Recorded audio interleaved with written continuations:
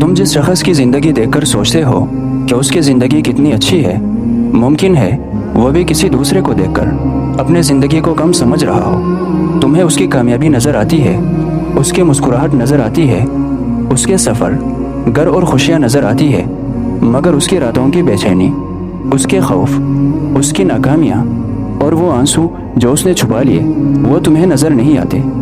इसलिए अपनी ज़िंदगी का मुआजिना दूसरे की ज़िंदगी के खूबसूरत हिस्से से मत करो। तुम्हारा सफ़र अलग है, तुम्हारा वक़्त अलग है और तुम्हारी मंजिल भी अलग है।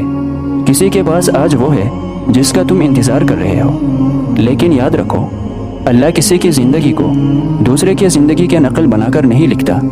अपनी रफ्तार से चलो, अपनी नेमतों को पहचानो और अपनी कहानी पर यकीन रखो, क्योंकि कभी कभी जिस ज़िंदगी को तुम कम समझ रहे हो, कोई दूसरा शख्स उसी ज़िंदगी के लिए दुआ कर रहा होता है।